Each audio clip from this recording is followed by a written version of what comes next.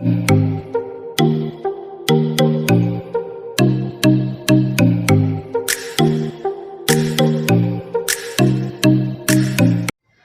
बेटा, आज हम कंफर्म करेंगे क्लास 10th का एक important chapter how do organisms reproduce. ठीक है ना बेटा। चैप्टर का नाम क्या है?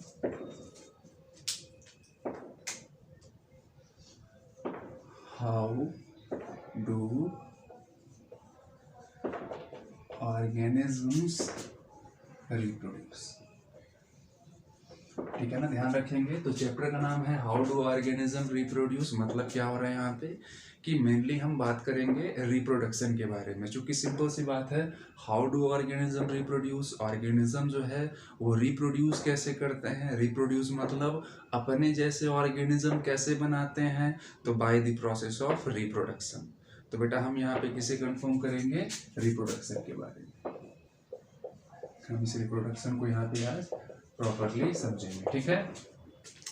रिप्रोडक्शन क्या होता है बेटा? तो ध्यान रखना है कि पहले से जो ऑर्गेनिज्म पृथ्वी पर हैं, यानी कि पहले से जो एग्जिस्ट कर रहे हैं, उनकी बॉडी से नया ऑर्गेनिज्म बनने का जो प्रोसेस है वही रिप्रोडक्शन है। एकदम इजी टर्म में समझना है कि पहले से जो ऑर्गेनिज्म इस अर्थ पे सर्वाइव कर रहे हैं, उनकी बॉडी से नया ऑर्गेनिज्म बनना रिप्रोडक्शन है। ठीक है ना। या फिर इस तरह से इसका डिफिनीशन देख लो, the process of production of new organisms, okay, from pre-existing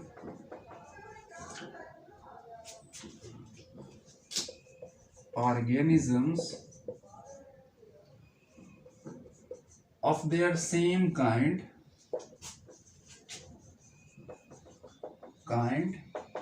is called reproduction। यहाँ पे कुछ चीजें आपको ध्यान रखने वाली है बेटा कि यहाँ पे जनरली क्या होगा कि एक ऐसा प्रोसेस, ध्यान से देख लो, एक ऐसा प्रोसेस जिससे पहले से एग्जिस्ट ऑर्गेनिज्म से, पहले से जो बॉडी है उससे नई बॉडी बन रही है, और वो जो नई बॉडी बन रही है वो बिल्कुल पेरेंट्स के जैसी ही है, यानी कि उसी ऑर्गेनिज्म के जैसी है जो पहले से एग्जिस्ट कर रहा है, उससे अलग नहीं है। ठीक है ना। देखो, the process of production of new organism, नए ऑर्गेनिज्म को प्रोड्यूस करने का process, from the pre existing parent, जो पहले से है उनसे नए ऑर्गेनिज्म को प्रोड्यूस करने का प्रोसेस। अच्छा, जो नए ऑर्गेनिज्म प्रोड्यूस होंगे वो बिल्कुल उन्हीं के जैसे होंगे जिनके बॉडी से वो बन रहे हैं। इसी प्रोसेस को हम क्या बोलेंगे बेटा? रिप्रोडक्शन बोलेंगे। ये चीजें क्लियर हो गई हैं। ध्यान रखेंगे। आप एग्जाम्पल के तौर पे देख लो कि जनरली ह्यूमन के बॉडी से, यानी कि जनरली ह्यूमन बीइंग के बॉडी से जो बेबीज बनते हैं, जो बच्चे बनते हैं, वो इंसान के जैसे ही होते हैं, यानी कि ह्यूमन के बच्चे ह्यूमन के जैसे हैं, ना कि बंदर के जैसे। ठीक है ना। एलिफेंट के बच्चे एलिफेंट के जैसे होंगे। आप अभी माइक्रो ऑर्गेनिज्म के बारे में पढ़ोगे यहाँ पे, तो जो अमीबा के बॉडी से अमीबा बनेगा वो अमीबा के जैसे ही होगा। ठीक है ना। तो ये सारी चीजें ध्यान रखनी है कि जो नए बॉडी बनती है, जो नई बॉडी प्रोड्यूस होगी, वो बिल्कुल अपने पेरेंट के जैसी होगी। ठीक है ना। ये चीजें हैं। तो रिप्रोडक्शन कंफर्म हो गया हमें।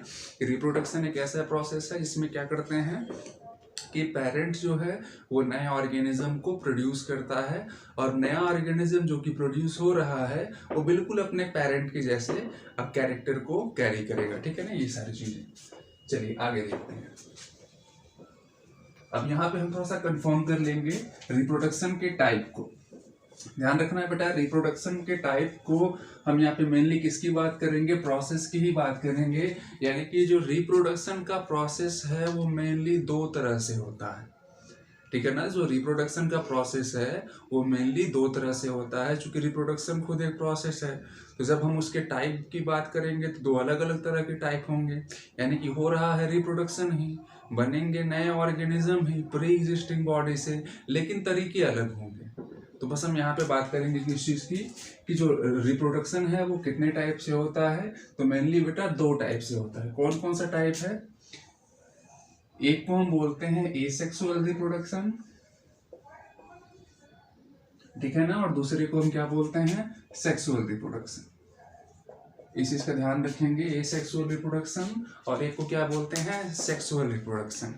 यहाँ पे ध्यान रखना है, दोनों में बहुत चूंकि जैसा नाम है वैसा आप पहचान पा रहे होंगे कि जनरली है क्या कि जहाँ पर, ध्यान रखेंगे बेटा, जहाँ पर हमको गैमेट से मतलब हमको किसी पर्टिकुलर ऑर्गेनिज्म के जेंडर से कि वो मेल है या फीमेल है इससे कोई मतलब नहीं है, उसके बॉडी से नॉर्मली क्या हो रहा है यानी कि वेजिटेटिव टाइप से, ठीक है ना, यानी कि यहाँ पर किसी मेल और फीमेल से का कोई मतलब नहीं है। यहाँ पर जनरली क्या होगा कि सिंगल बॉडी होगी और उससे नए ऑर्गेनिज्म प्रोड्यूस हो जाएंगे। मेनली कहाँ होता है बेटा, आपको जनरली छोटे ऑर्गेनिजम्स में, प्लांट्स में ये चीज़ें देखने को मिल जाएंगी। बड़े ऑर्गेनिजम्स में यानी कि एनिमल्स में ये रेयरली आपको जनरली नहीं मिलता है। अगर एसेक्सुअल की बात की जाए तो एनिमल्स में नहीं, आपको ये छोटे प्लांट्स में, छोटे एनिमल्स में, प्रोटोजोआ में, ठीक है ना, प्रोटिस्टा में, ये सारी चीज़ों में आपके जो है वो मिल जाएंगे। तो देखेंगे बेटा यहाँ पे क्या है, बात करेंगे एसेक्सुअल रिप्रोडक्शन में मेनली सिंगल ऑर्गेनिज्म इन्वॉल्व होता है, सिंगल पेरेंट इन्वॉल्व होता है। तो यहां पर हम ये लिख सकते हैं ओनली सिंगल पेरेंट इन्वॉल्व। यहाँ पर क्या है, सिर्फ एक पेरेंट इन्वॉल्व होगा, वो मेल है या फीमेल है इससे कोई मतलब नहीं है, सिर्फ सिंगल पेरेंट इन्वॉल्व होगा। उसी जो बॉडी है वो या तो डिवाइड करेगी या बर्ड का फॉर्मेशन करेगी और नए ऑर्गेनिज्म को प्रोड्यूस करेगी। लेकिन यहाँ पे ध्यान रखना है कि दो ऑर्गेनिज्म इन्वॉल्व होंगे,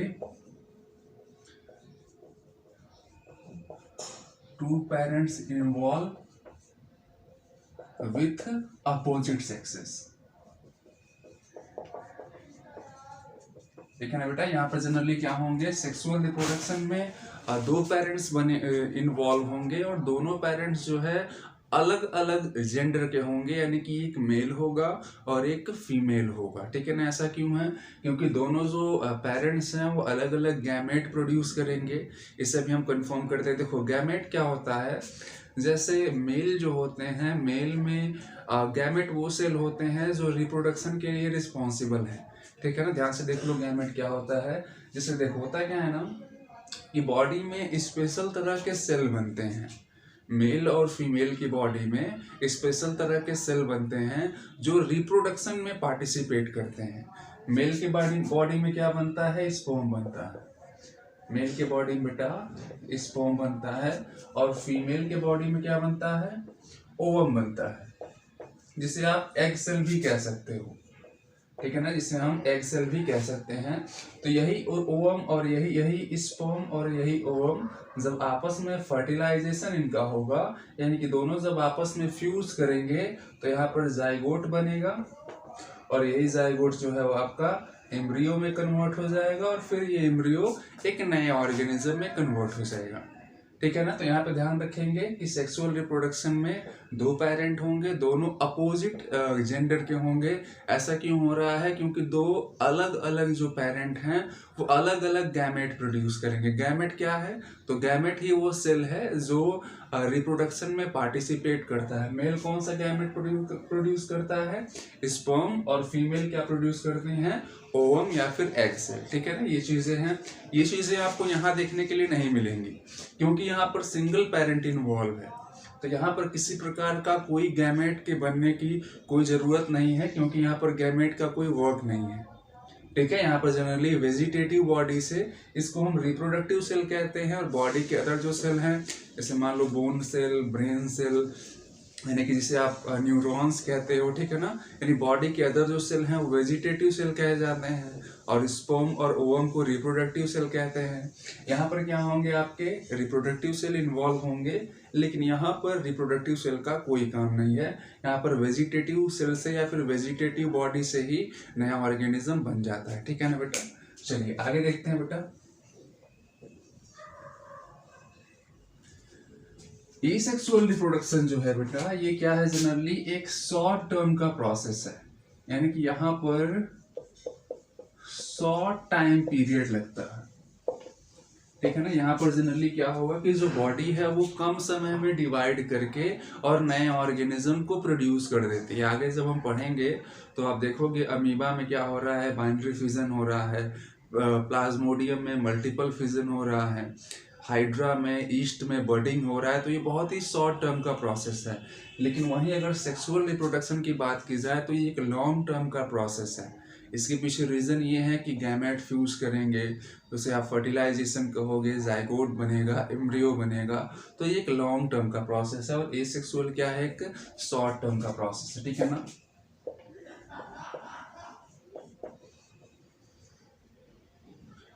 लॉन्ग टाइम पीरियड लिख दो, इसका सही रहेगा।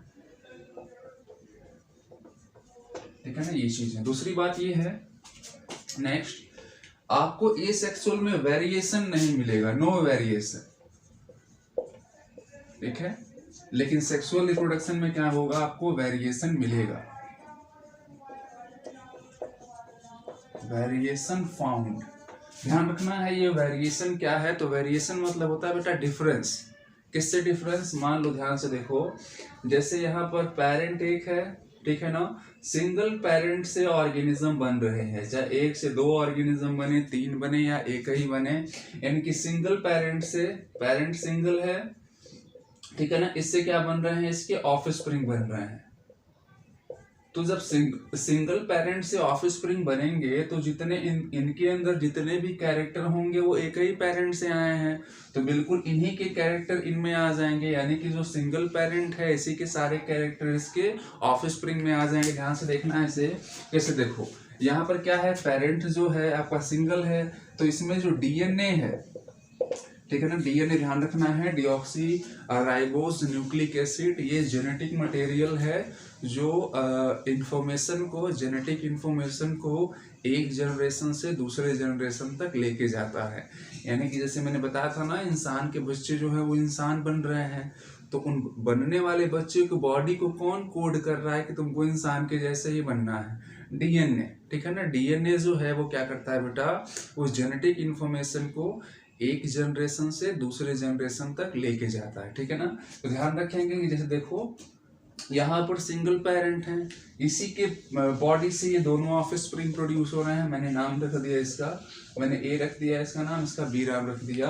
तो मान लो ये पेरेंट्स जो है, पेरेंट के बॉडी से ए बी दोनों प्रोड्यूस हो रहे हैं। जनरली यहाँ पे क्या होगा कि जो कैरेक्टर इस पेरेंट में रहेगा वो सारे कैरेक्टर्स आपको यहाँ पर मिलेंगे, दोनों में कोई अंतर नहीं मिलेगा। अंतर क्यों नहीं मिलेगा, क्योंकि यहाँ पर कोई दूसरा पेरेंट्स इन्वॉल्व नहीं है, जितने भी कैरेक्टर हैं वो इसी के इन दोनों में ट्रांसफर होंगे। तो इसलिए यहाँ पर वेरिएशन, वेरिएशन मतलब डिफरेंस, तो ऑफस्प्रिंग में और पेरेंट्स के बीच में आपको डिफरेंस यहाँ पे नहीं मिलेगा। लेकिन वहीं यहाँ पर सेक्सुअल रिप्रोडक्शन की बात की जाए तो यहाँ पर वेरिएशन मिलता है। क्यों वेरिएशन मिलेगा, क्योंकि यहाँ पर दो पेरेंट्स इन्वॉल्व हैं, एक जो है मेल पेरेंट रहेंगे और एक जो है वो फीमेल पेरेंट्स है। ठीक है ना, अच्छा, दोनों मेल और फीमेल के अपने अपने डीएनए हैं, ठीक है ना, इनके डीएनए है और इनके बॉडी में इनके डीएनए है। ठीक है ना, दोनों के जब गैमेट आपस में फ्यूज करेंगे, यानी कि यहाँ पर जो ऑफस्प्रिंग बनेंगे, ध्यान रखना है, यहाँ पर जो ऑफस्प्रिंग 1 और 2, ये नंबर तो बाद में देख लेंगे, फिलहाल के लिए समझना है कि जो ऑफस्प्रिंग यहाँ पे प्रोड्यूस होगा, ये ऑफस्प्रिंग मेल का भी डीएनए अपने बॉडी में कैरी करेगा और फीमेल का भी डीएनए अपने बॉडी में कैरी करेगा। मतलब दोनों के कैरेक्टर इसके बॉडी में होंगे, मेल के भी और फीमेल के भी। तो यहाँ पर क्लियरली देख पा रहे हो आप कि दोनों के जब कैरेक्टर इसके बॉडी में होंगे, दोनों के डीएनए इसके बॉडी में जब हैं, तो फिर ये दोनों के कैरेक्टर इसके बॉडी में शो करेंगे। यानी मेल का भी कैरेक्टर ये शो करेगा और फीमेल का भी। यानी आप ये कह सकते हो कि ये जो ऑफस्प्रिंग बन रहा है वो ना ही एग्जैक्टली मेल के जैसा होगा और ना ही एग्जैक्टली फीमेल के जैसा। तो यहाँ पर मिल रहा है ना वेरिएशन, यानी कि ना ही एग्जैक्टली ये मेल के जैसा है, मेल से भी अलग है, और ना ही एग्जैक्टली फीमेल के जैसा है, फीमेल से भी अलग है। तो यहाँ पर क्या मिलेंगे, आपको वेरिएशन मिलेंगे। ये चीजें आपको ध्यान रखनी है कि एसेक्सुअल रिप्रोडक्शन में आपको वेरिएशन नहीं मिलते हैं, लेकिन क्या होगा, सेक्सुअल रिप्रोडक्शन में आपको वेरिएशन मिलेगा। एसेक्सुअल में क्या है कि सिंगल पेरेंट से ऑर्गेनिज्म बन रहे हैं, तो वेरिएशन कैसे मिलेंगे, सिंगल के ही कैरेक्टर ऑर्गेनिज्म में चले जाएंगे। लेकिन यहाँ पर दो दो पेरेंट्स हैं और दो दो पेरेंट्स हैं, तो इन दोनों के कैरेक्टर ऑर्गेनिज्म में जाएंगे, तो ना ही एग्जैक्टली ये यानी कि ऑफस्प्रिंग जो बन रहा है ना ही एग्जैक्टली ये मेल के जैसा होगा और ना ही एग्जैक्टली ये फीमेल के जैसा होगा, यानी दोनों से अलग होगा। मतलब क्या है, डिफरेंस है, वेरिएशन है, ठीक है ना। ये चीज है, आगे देखते हैं बेटा इसमें थोड़ा सा।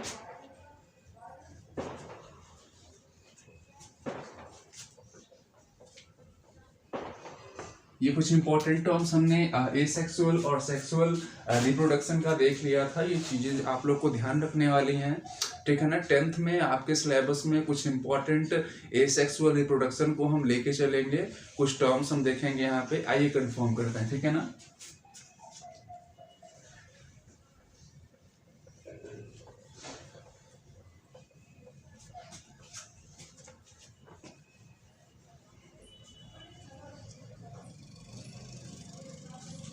देखो 10th में आप मेजरली पहले एसेक्सुअल रिप्रोडक्शन के बारे में पढ़ोगे, और एसेक्सुअल रिप्रोडक्शन में मेजरली किस किस के बारे में हमें पढ़ना है।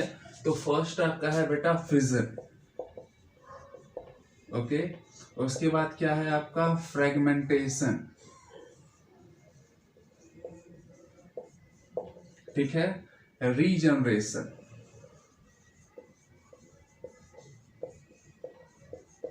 बर्डिंग,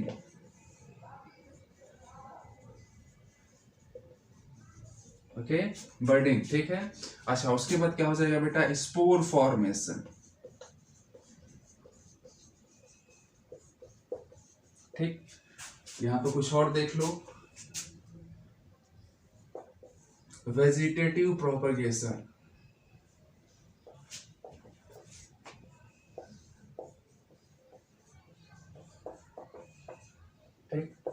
एक बहुत ही अलग थोड़ा सा है, यानी कि जनरली लैब में किए जाने वाला एक प्रोसेस है, वो भी एक तरह का वेजिटेटिव प्रोसेस यानी कि एसेक्सुअल प्रोसेस के जैसा ही है, जिसे हम बोलते हैं बेटा टिश्यू कल्चर, ठीक है ना। इन सभी टाइप्स को, ये सब के सब क्या है, ये सब के सब जनरली एसेक्सुअल रिप्रोडक्शन के प्रकार हैं, यानी कि अलग अलग यहाँ पे ऑर्गेनिज्म में एसेक्सुअल रिप्रोडक्शन ध्यान रखना है कि सब में सिंगल पेरेंट ही इन्वॉल्व होंगे, ठीक है ना। लेकिन थोड़ा सा प्रोसेस में डिफरेंस हो रहा है, यानी कि फिजन में डिवीजन होगा, ठीक है ना। फिजन का मतलब टूट जाना, डिवाइड हो जाना। फ्रेगमेंट में क्या होंगे कि जो बॉडी है वो अलग अलग फ्रेगमेंट में, अलग अलग टुकड़े में कन्वर्ट हो के सभी नए ऑर्गेनिज्म में कन्वर्ट होंगे। रीजनरेशन में रीजनरेट कर जाना, यानी जैसे देखते हो ना, छिपकली की पूंछ अगर कट जाती है लिजार्ड की, तो पूंछ जो है वो फिर से आ जाती है, रीजनरेट कर जाती है। तो वैसे यहाँ पर आप रीजनरेशन देखेंगे। बडिंग में बड का फॉर्मेशन होगा, ठीक है ना। इन चीजों को थोड़ा सा डीप से हम देखते हैं वन बाय वन करके, ठीक है ना। देख लो कौन कौन से हैं, फिजन है, fragmentation, regeneration, budding, spore formation, vegetative propagation, tissue culture, ठीक है ना। ये सारी चीजें इंपॉर्टेंट टर्म्स हैं, यानी इंपॉर्टेंट ये प्रकार हैं एसेक्सुअल रिप्रोडक्शन के। आइए हम वन बाय वन करके इसे कंफर्म करते हैं।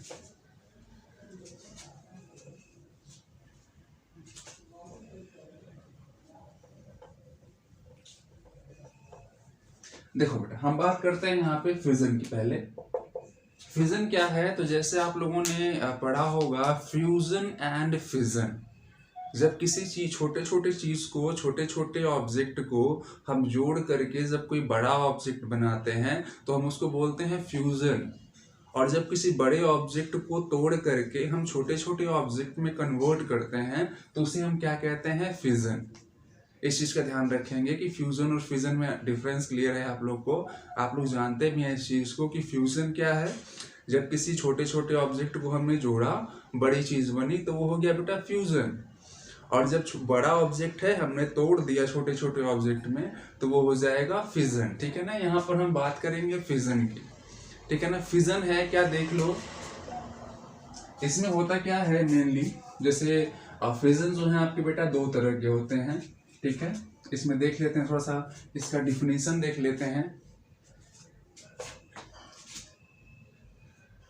it is a process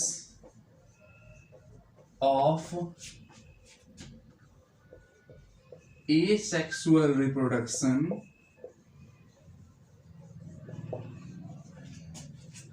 in which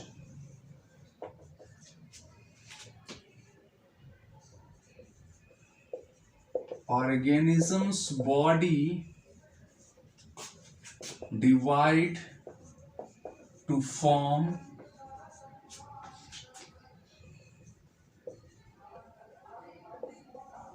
two or more new individuals.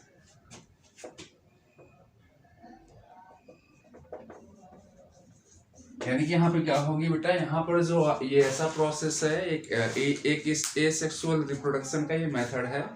इसमें क्या होगी कि जो ऑर्गेनिज्म की बॉडी है वो डिवाइड होगी और दो या फिर दो से ज्यादा नए इंडिविजुअल का फॉर्मेशन करती है। इसे हम फिजन कहते हैं। ठीक है ना, फिर से सुन लो कि फिजन क्या है। फिजन एक ऐसा प्रोसेस है जिसमें क्या होगी कि ऑर्गेनिज्म की बॉडी जो है वो डिवाइड होती है, टूटती है और क्या करती है, जनरली दो या फिर दो से ज्यादा नए ऑफस्प्रिंग को या फिर इंडिविजुअल्स को, नए ऑर्गेनिज्म को प्रोड्यूस करती है। ठीक है ना, ध्यान रखेंगे बेटा। फिजन जो है वो दो तरह के होते हैं, एक बाइनरी फिजन और एक मल्टीपल फिजन। आप लोगों ने सुना होगा ना, मोनो, बाई, इस तरह से बाई, ट्राई। तो यहाँ पर बाई का मतलब होता है दो, जहां पर ऑर्गेनिज्म की जो बॉडी है वो स्प्लिट करके, टूट करके दो ऑर्गेनिज्म को प्रोड्यूस करेगी। यानी कि एक पेरेंट से दो ऑफस्प्रिंग जहां पर प्रोड्यूस होंगे उसे हम बाइनरी फिजन कहेंगे, और जहां पर एक पेरेंट से बहुत सारे ऑर्गेनिज्म प्रोड्यूस होंगे यानी कि ऑफस्प्रिंग प्रोड्यूस होंगे उसे हम मल्टीपल फिजन कहेंगे। तो दो तरह के हैं, यहाँ पे ध्यान से देख लो इसे।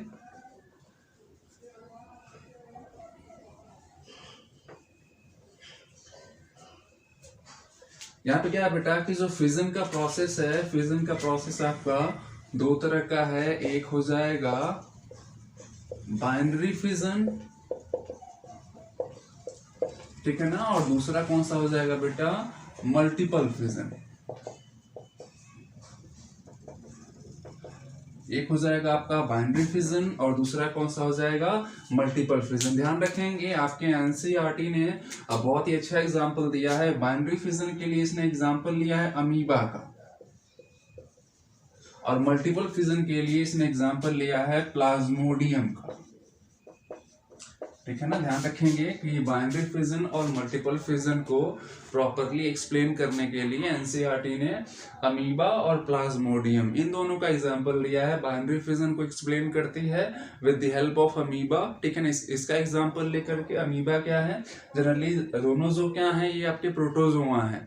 ठीक है ना, प्रोटोजोआ मतलब ये आपके यूनिसेलुलर सिंगल सेल से बने हुए ऑर्गेनिज्म है। मैंने कहा था ना कि जनरली एसेक्सुअल रिप्रोडक्शन आपको छोटे ऑर्गेनिज्म में या फिर एल्गी में, फंजाई में, प्लांट्स में, इन चीजों में आपको देखने को मिल जाएगा।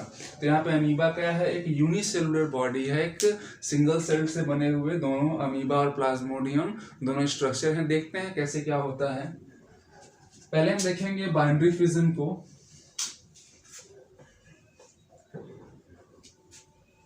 देखो पहले हम यहाँ पे बेटा किसको देखेंगे, पहले हम देखने जा रहे हैं बाइनरी फिजन को।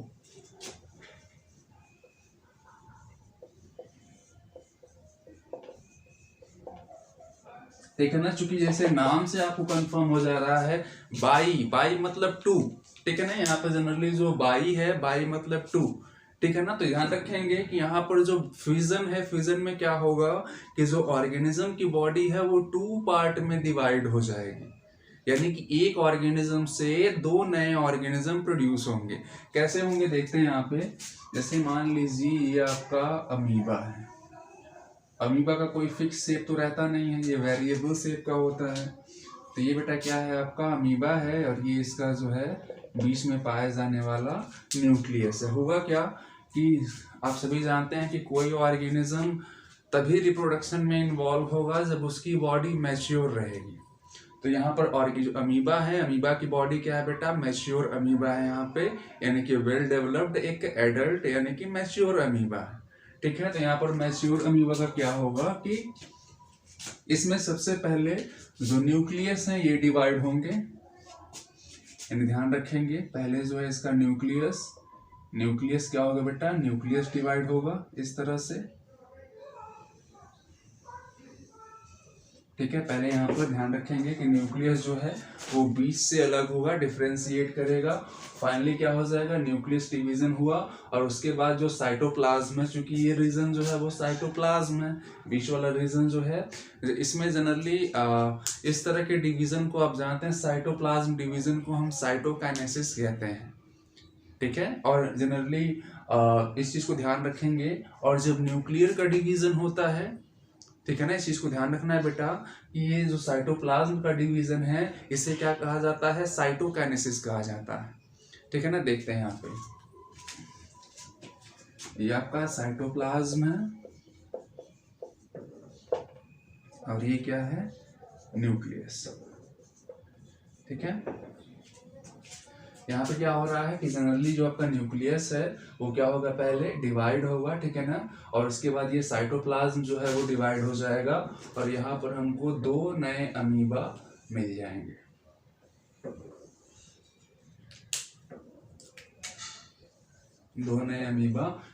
यानी कि साइटोप्लाज्म में साइटोकाइनेसिस हुआ और न्यूक्लियस का कैरियोकाइनेसिस हुआ। ठीक है ना, न्यूक्लियस की डिवीजन को आप कैरियोकाइनेसिस कहते हो और साइटोप्लाज्म को, ये जब आप सेल डिवीजन पढ़ेंगे बड़े क्लास में 9th में भी आपने देखा होगा, तो ये साइटोप्लाज्म के डिवीजन को हमने क्या बोल दिया, साइटोकाइनेसिस। ठीक है ना, और न्यूक्लियर के डिवीजन को कैरियोकाइनेसिस। ठीक है ना, ये चीजें हैं, यानी कि यहाँ पे साइटोप्लाज्म, पहले यहाँ पे न्यूक्लियस डिवाइड हुआ और फिर साइटोप्लाज्म डिवाइड हुआ, हमको 2 नए अमीबा मिल गए। ठीक है, तो यहाँ पे ध्यान रखेंगे ये क्या हो जाएगा बेटा, बाइनरी फिजन, यानी कि यहाँ पर एक पेरेंट अमीबा से एक जो आपका पेरेंट अमीबा है, यहाँ पर 2 हमको ऑफस्प्रिंग, 2 बच्चे अमीबा, यानी कि 2 नए अमीबा हमको मिल जा रहे हैं। प्रोसेस क्या कहा जाएगा, बाइनरी फिजन। ये क्या है, एक तरह का एसेक्सुअल रिप्रोडक्शन है। ठीक है, अब हम देखते हैं बेटा मल्टीपल फिजन।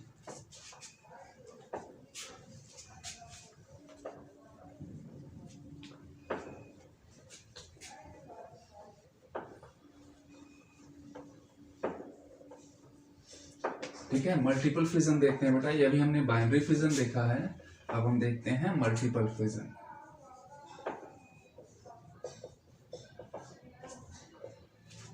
बाइनरी फिजन हो गया, आप देखते हैं मल्टीपल फिजन।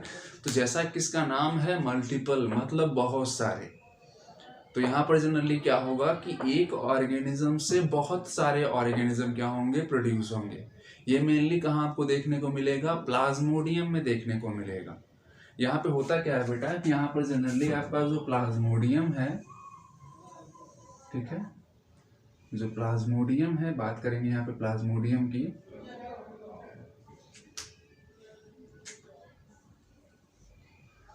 तो प्लाज्मोडियम के अंदर क्या होता है कि इसका न्यूक्लियस डिवाइड करके, ठीक है ना, न्यूक्लियस डिवाइड करके, यानी कि प्लाज्मोडियम के अंदर ही पहले क्या होता है, मैंने बताया था ना, पहले न्यूक्लियस डिवाइड करेगा और फिर साइटोप्लाज्म डिवाइड करेगा। तो यहाँ पर जनरली न्यूक्लियस और साइटोप्लाज्म ये डिवाइड करके इंटरनली अंदर ही बहुत सारे छोटे छोटे प्लाज्मोडियम ये बना लेते हैं। यानी कि क्या होगा, इस तरह से देख लो, अंदर ये डिवाइड करके बहुत छोटे छोटे ये क्या करते हैं, प्लाज्मोडियम, बहुत सारे प्लाज्मोडियम ये अंदर बना लेंगे इस तरह से।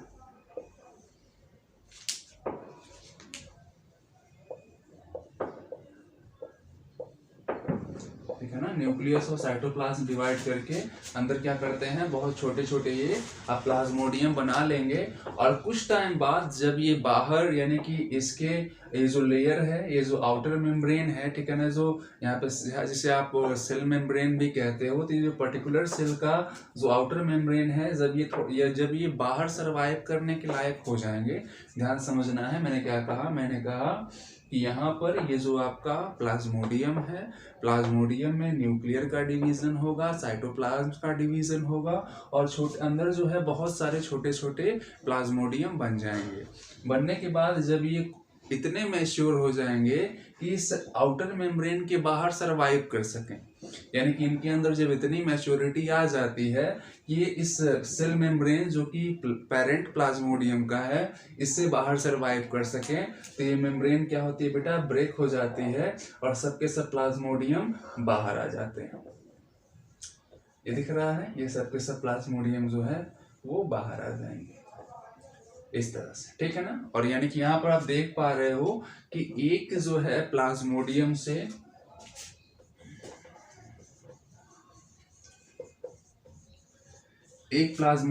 यहाँ पर बहुत सारे प्लाज्मोडियम बन रहे हैं। तो ये किसका एग्जाम्पल हो गया बेटा, ये एग्जाम्पल हो गया आपके मल्टीपल फिजन का, ठीक है ना। हमने यहाँ पर एनसीईआरटी को फॉलो किया है और हमने यहाँ पर प्लाज्मोडियम का एग्जाम्पल देखा है यहाँ पर, ठीक है ना। यानी कि एक प्लाज्मोडियम जो है वो बहुत सारे प्लाज्मोडियम में कन्वर्ट हो रहा है। ये कौन सा प्रोसेस है, ये मल्टीपल फिजन है, ठीक। चलिए आगे देखते हैं हम।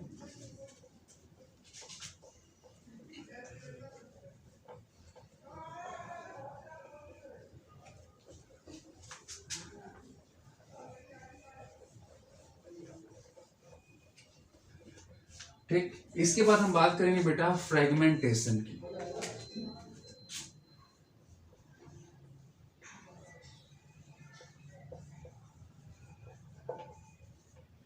यहाँ पर हम बात करते हैं बेटा फ्रेगमेंटेशन की, ठीक है ना। हम बात करेंगे यहाँ पे फ्रेगमेंटेशन की। फ्रेगमेंटेशन भी एक तरह का